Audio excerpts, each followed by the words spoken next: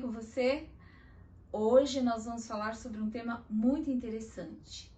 Consciência, alma. Esse é o tema. E o que será que a Bíblia tem a dizer sobre isso? Hoje eu tenho um convidado especial, que é o Joanilson Ribeiro. Ele é um rapaz bem envolvido nas coisas de Deus, já trabalhou bastante desenvolvendo vendas de livros de porta em porta e hoje ele continua com esse trabalho, só que online. Ele continua trabalhando com vendas. E ele é o meu convidado, ele é músico também e nós vamos ter o prazer de ouvi-lo e também desenvolvendo esse assunto com a gente. Aguarde aí que nós voltamos já já. Querido Deus, nós queremos suplicar a sua presença, que o teu Santo Espírito possa inspirar os nossos corações, as nossas mentes, abrindo para o entendimento. Sabemos que as coisas espirituais se discernem espiritualmente e não apenas com o entendimento e com a lógica humana. Por isso, eterno Deus, apenas aquele que conhece todas as coisas pode nos ensinar acerca delas. E que o Senhor possa abençoar cada ouvinte e que eles possam ser enchidos pelo seu Santo Espírito, confortados e dessa forma preparados para viver no teu reino. Te suplicamos em nome de Jesus. Amém. Pensando no nosso tema, Joanilson, a que Jesus compara a morte? Olha, Ida, aqui em João, no capítulo 11, a partir do versículo 11, diz assim: Assim falou, e depois disse-lhes: Lázaro, nosso amigo, dorme, mas vou despertá-lo do sono. Disseram-lhe, pois, os seus discípulos: Senhor, se dorme, está salvo. Mas Jesus dizia isso da sua morte. Eles, porém, cuidavam que falavam do repouso do sono. Então, a opinião da Bíblia acerca da morte é que ela é comparada a um sono. E o que a gente poderia dizer acerca do sono? Ninguém voltou do sono, desse sono da morte, para dizer como que era. Lógico, Lázaro ele ressuscitou entre os mortos, porém, a Bíblia também nos diz, no livro de Coríntios 15, 20, que Jesus ele foi o primogênito dos mortos. Ele foi o único que conheceu de fato a morte eterna, porque essa morte não é o fim. E essa esperança que nós temos, que essa morte, ela não é a morte eterna, ela não é a morte que vai consumar a nossa ela não é a morte que vai consumar para sempre a separação de todas e o fim de todas as coisas. Essa morte é um repouso que Deus nos concede e nós podemos ficar seguros de que Deus será justo para com cada um que dormir nesse sono. Amém, amém. Então, Joanilson, quem morreu sabe alguma coisa? Olha, Ida, de acordo com a Bíblia, a morte ela é comparada a um sono onde a pessoa não sonha. Sabe quando as pessoas dormem e simplesmente não se lembram de absolutamente nada? Inclusive, eu falo uma coisa para o meu filho o seguinte: ele quer muitas vezes ficar até tarde assistindo, e eu falo assim para ele: filho, vai dormir, porque se você dormir, a noite vai passar muito rápido, mas se você ficar acordado, a noite vai demorar muito de passar.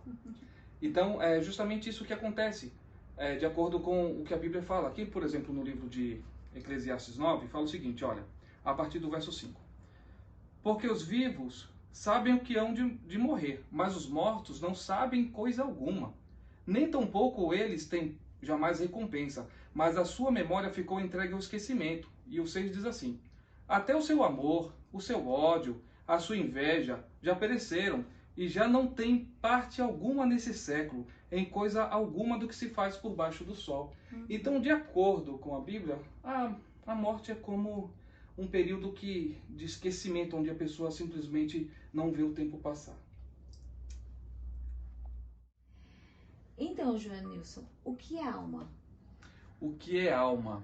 Olha, de acordo com a Bíblia, a alma, nós nos tornamos uma alma vivente, entendeu? Essa constituição que nós temos física. Quando Deus sopra em nas nossas narinas o fôlego da vida. E todo ser que existe se torna uma alma vivente. E o que aconteceria então, Ida, a alma quando ela morre, na verdade? De acordo com a Bíblia, quando nós morremos, aqui no livro de Eclesiastes, no capítulo 12, no verso 7, diz o seguinte: e ao pó volte à terra, como era, e o espírito volte a Deus que o deu.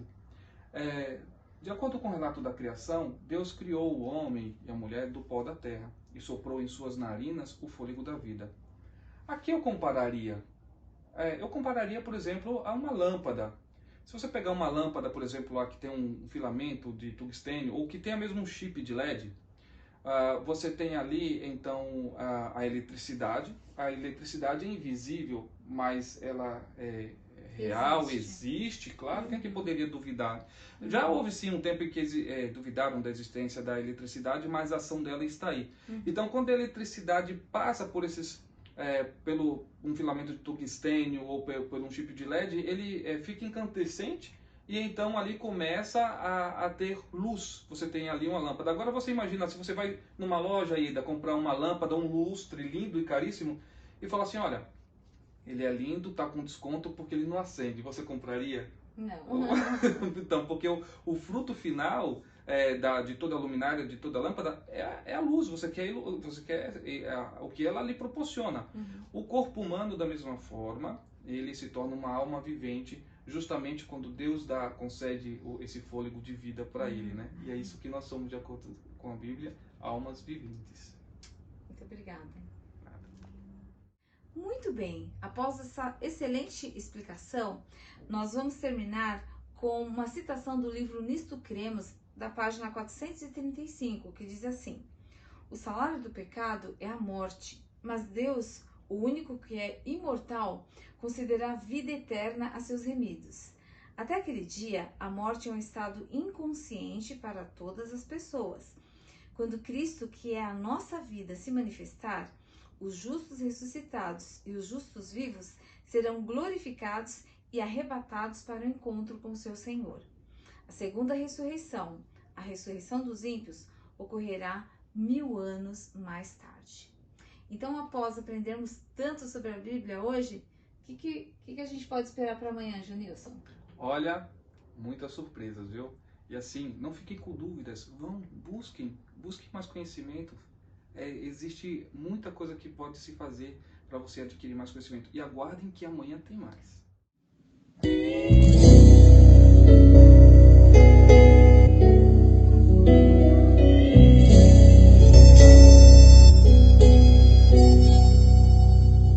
Ainda ontem eu chorei ao ouvir uma canção.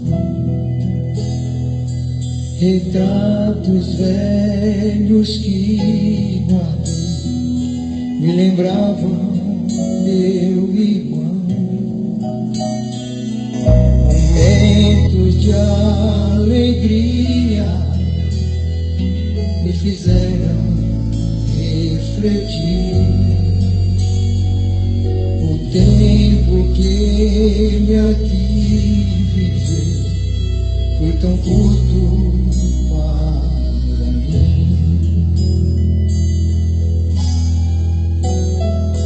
Lembrei então de tudo que Jesus me prometeu.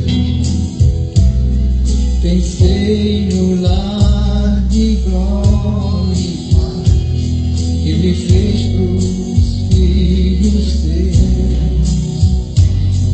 Ali não há mais morte, lá verei o meu irmão.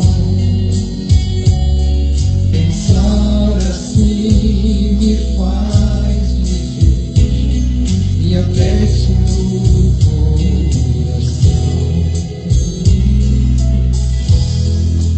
Posso até levar a vida recordando o que passou,